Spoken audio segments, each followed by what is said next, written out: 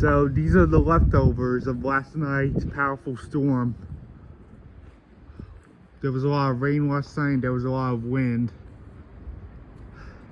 It wasn't as scary as forecasted, but it was still bad. The rain was like pouring down like crazy, and the winds were crazy too. They like went up to 60 miles an hour. And that is still strong to take down power lines. Yeah, that's still really strong. And believe it or not, the wind actually sounds like a train passing by on the Babylon branch. Like one of those Long Island Railroad trains that we have. But despite the wind being strong, I mostly heard the rain coming down than the wind, believe it or not. And these are the leftovers of the storm last night. The windy conditions are here to stay, but the storm itself is gone. I mean, just because the storm is gone, we can still feel effects from the thing. There's still cloudy skies and still gusty winds between 30 to 40 miles an hour.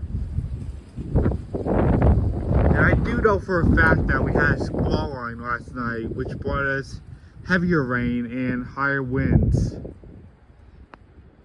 And with the squall line coming in, it was another cause for those 50 to 60 mile an hour wind gusts to come in and cross our area.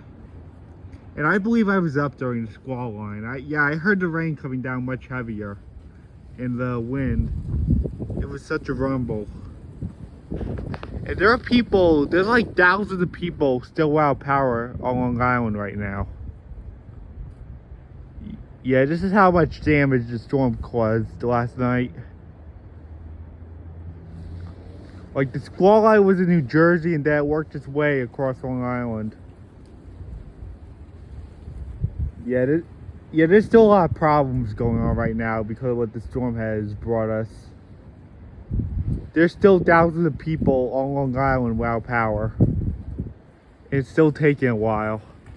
But patience is a virtue. And our high wind warning had gusts up to 70 miles an hour, but I didn't see anything near 70 last night, or I didn't hear anything near 70. It was like 50 to 60 miles an hour, but that's still pretty bad. I didn't really see anything last night that went up to 70 miles an hour. Like near hurricane force.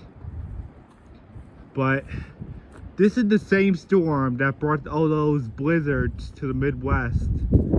And this is the same storm that has a lot of wind in it and it's stretched from many other states.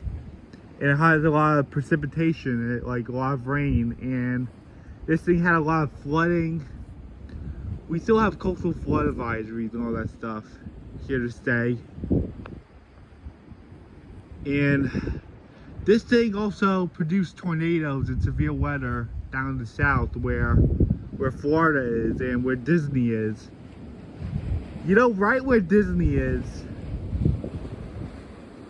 Wow, look at that. It's still pretty gusty. Whoa! Wow. Holy cow. As I was saying,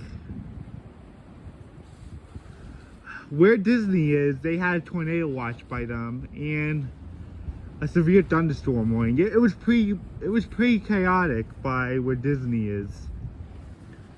I bet a lot of people by Disney went through a lot that night.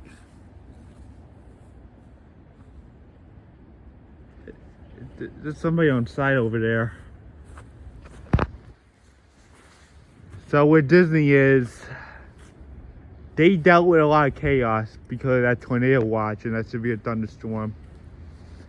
So this is what's left of the storm. These are like the remnants of Winter Storm Finn. It produced a lot of blizzards, tornadoes in the south, the wind advisories, high wind warnings, heavy rain, flooding, all that stuff. And we're in for another one on Saturday. where we can see rain and wind. Yeah, we're going to be seeing much more rain and wind on Saturday morning. Because this storm is a double whammy. Because after this storm, we have another storm coming on Saturday with rain and wind.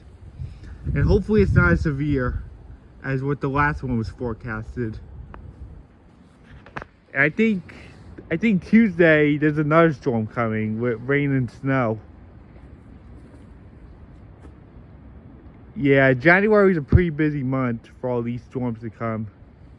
It's really gonna be busy this month with storms coming in. Hopefully, like, long after this, we catch a break from all this craziness. I can't believe I caught that on film. That was unbelievable. That was wild. What happened to the top of my neighbor's tree. So I guess that's it. Bye.